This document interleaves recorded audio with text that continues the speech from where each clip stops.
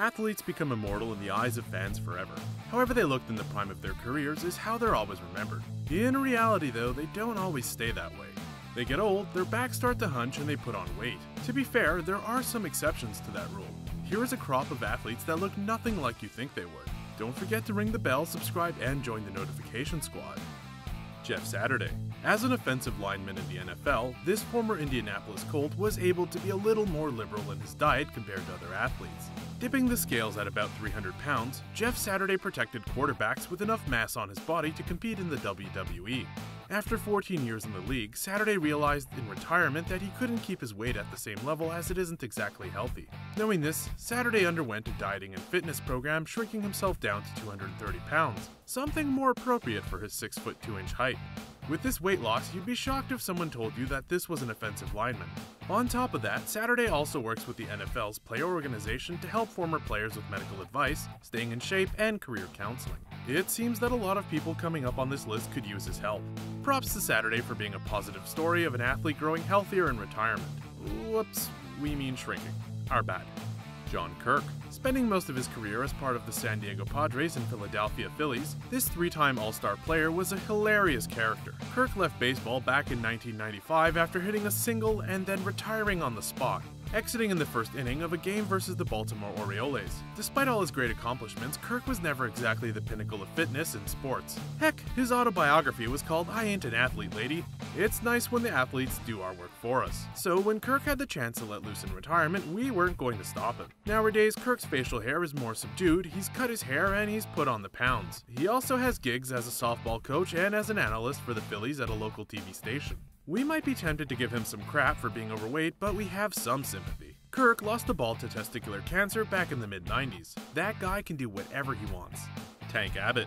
Remembered by older MMA fans for punching people really hard and getting himself punched in the face really hard, Tank Abbott is a relic from a bygone era of the sport.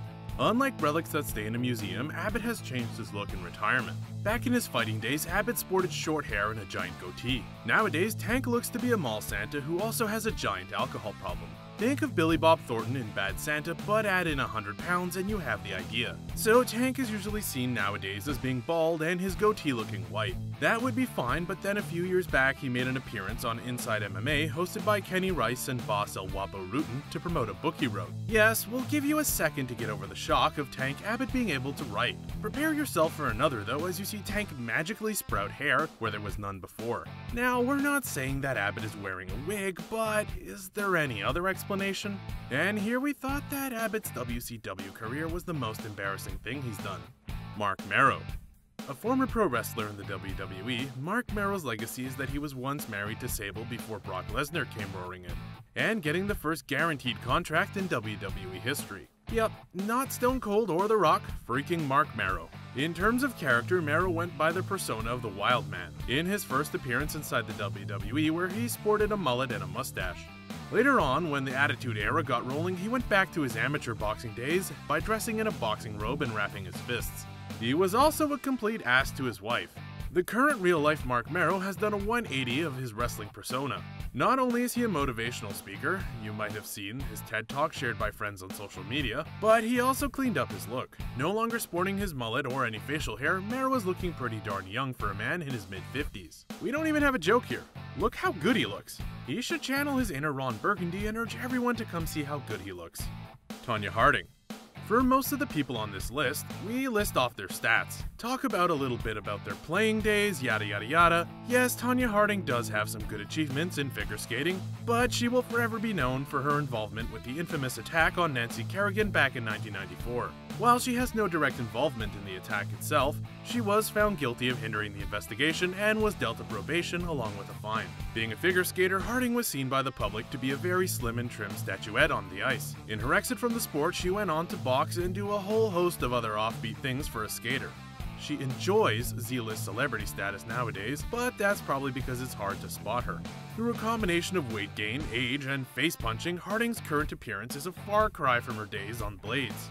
Nancy Kerrigan, on the other hand, is looking great and even landed a gig with Dancing with the Stars. Looks like she landed perfectly. Pop quiz question for you.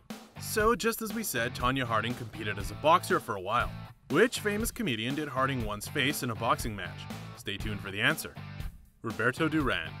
One of the most successful and beloved boxers in the sport's history, Roberto Hands of Stone Duran was a Panamanian powerhouse who broke his opponents down. An in-fighter and a devastating knockout artist, Duran was a tremendous fan favorite. Whether it be from his 71 career knockouts or his memorable wars, Duran would always get the crowd on his side by the end of a fight. When he retired in 2002, Duran made a pledge that he wouldn't get fat like his friend Diego Maradona. We'll get to Maradona later. But as far as that promise by Duran goes, well, yeah, Duran got fat. Duran might have been known for saying no mas, but apparently Duran has been spending his time saying yes to mass. Now in his late 50s, Duran is enjoying his career as a chunky, very huggable Hispanic grandpa. If you have a problem with Duran's weight gain, be sure to tell him about it and be sure to contact us from the afterlife about how Duran's fist tasted. Alright, it would probably be a little greasy and salty if we had to guess, but nevertheless. Dynamite Kid. To most casual wrestling fans, the Dynamite Kid might just be that guy standing next to the much more well-known Davey Boy Smith in old photos. In reality though, Dynamite Kid is one of the most influential professional wrestlers in the modern era. Known for revolutionizing the business with his combination of Mexican acrobatics, technical British acumen, and hard strikes of Japan, he even invented the superplex, a now common staple of every wrestling show. Unfortunately, Tom Billington was also a horrendous person whose bad character was further exacerbated by drug and alcohol abuse. If that wasn't enough, Kid's hard-hitting style further broke down his body and left him in a wheelchair for the rest of his life. Now an old, bitter, and broken-down shell of a man, Billington is a husk of what he once was. It couldn't have happened to a nicer guy. If by nice guy you mean somebody who would wake up his wife with a gun in her face, spit on homeless people, and attack people in locker rooms. Those are all true stories about the kid. Bartolo Colon. We can make all the fat jokes we want about Bartolo Colon, but okay, can we just have one? Alright.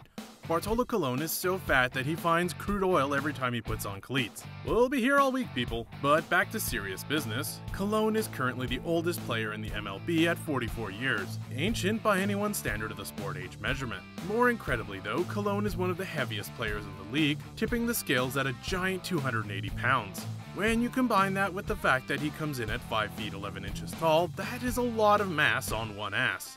Making his MLB debut all the way back in 1997, older fans can remember a time where Colon wasn't known by people for his weight. In fact, if you look at rookie baseball cards of Colon from his days with the Cleveland Indians, you will see that Colon was almost 100 pounds lighter. Not all of this is lost though. Colon's success in recent years has earned him the nickname of Big Sexy by fans. Move over, Kevin Nash, someone is coming for your gimmick, brother. Diego Maradona. The greatest football player of his generation and one of the best ever, Diego Maradona has a storied and interesting career. He's seen it all as a player, coach, wide-eyed bugman, and even a role as a spiritual advisor, whatever that means. You may have also known that as of this year, Maradona is also the coach of a United Arab Emirates soccer team, although we can't blame you. It's pretty hard to believe that this portly plumber-looking dude is the same guy who once cheated his way into the 1986 World Cup semifinals. Seriously, does anyone else want to see a DLC skin of Argentinian Mario in Super Mario Odyssey? Just us? Fine. While he may not be as enormous as he once was, there was a point where Maradona was a balloon waiting to be popped. If you took away his signature luscious head of hair, you wouldn't recognize him at all. He even went through gastric bypass surgery to shed some of the weight. Next time, pass your plate over to the salad bar man.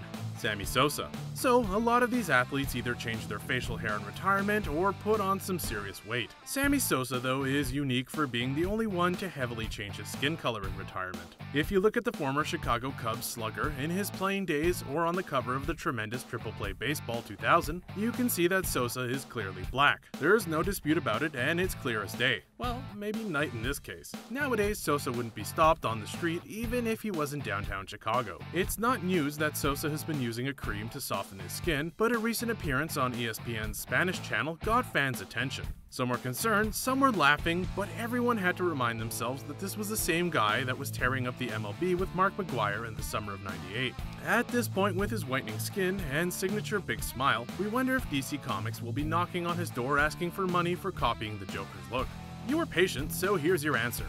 On an episode of The Man Show, comedian Doug Stanhope took on Harding in a boxing match. The fight went to a 5-round decision that she won. That's it for our list. Which appearances shock you the most? Did we miss any other athletes who look completely different nowadays as compared to their prime? Let us know in the comments section below. And don't forget to like, share, and subscribe to The Sportster for more awesome content.